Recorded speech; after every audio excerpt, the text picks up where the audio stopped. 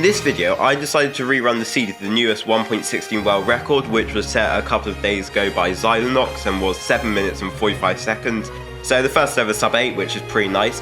And you'll see that the run starts off with the mapless treasure, which I loot to get all the iron I'm going to need for tools, and also what would have been 3 TNT, but you'll see I accidentally only picked up 1, which I didn't notice at the moment, and you'll see why that punished me later on in the run.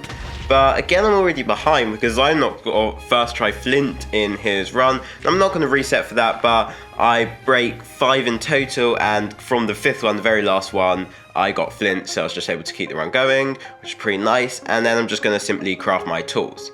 And this is actually a theme that you'll notice quite a bit in this run, that I guess as well records get like shorter and shorter, a lot less of it becomes the RNG of the seed, but actually the RNG of the run itself, and like piglin trays and perch, etc. Because I found this was like way more difficult to beat than previous world record seeds I run. I guess simply because like in Andronicus' run he had really good flint RNG, an exceptional perch, really good like blaze rates. But thankfully, because I noticed it, I'm still able to get a faster time here. But it did take a lot longer than riding these seeds usually would. And I head over to this bastion, so I'm just gonna like start jumping across the soul sand, and I decided to do the top-down housing route here rather than the manhunt. In reality, there's basically no difference in the time, but I just decided to do this one because I didn't really need to craft a boat. There is the very challenging route because I don't have any armor, and I'm just breaking gilded blacksmith everywhere, but I'm able to get down, and I difficulty toggle to hard so that more piglins fall down from the top.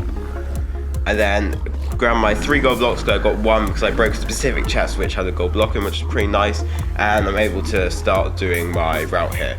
And hopefully, again, I really need a really fast bastion route, which is why I break the gilded blacksmith just so I get so many piglins here, which I thankfully do end up getting.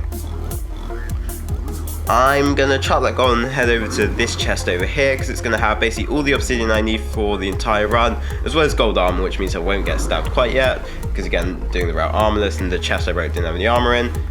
And I go down to check my train, and to my surprise, I've actually got basically everything I need. It takes me a minute to just process, and then, okay, I'm straight out.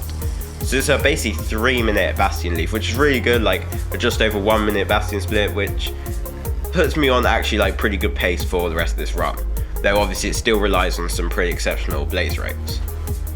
So I'm gonna power over to my blaze spawner, which is thankfully really close to the bastion here, and I will just start killing my blazes.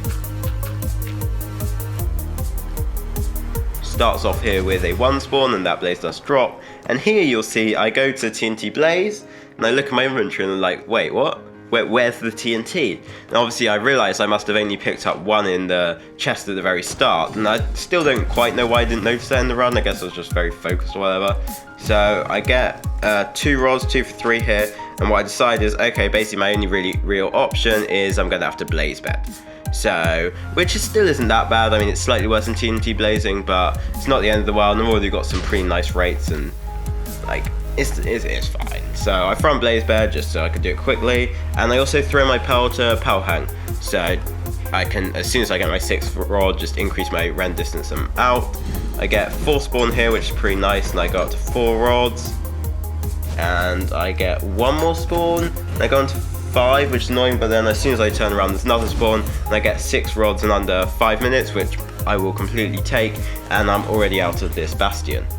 And you'll see that I actually missed through this pearl, which probably lost me 5-10 seconds. I guess the only real like mistake in the run. I mean, obviously my mechanics could be better, but that's not the end of the world. And I'm just going to start heading to my blind cords.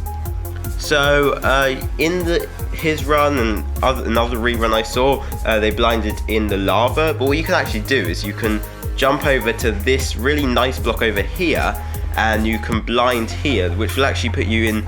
And I do mess up this portal slightly, which is kind of annoying, and I mess up again, but we don't worry about that. Blinding up here will actually put you directly in the portal room, and you'll see, yep, right next to the portal. And then, so I'm able to enter the end in under 6 minutes, which is still like not that fast, but I guess my fastest was like a 5:15 enter.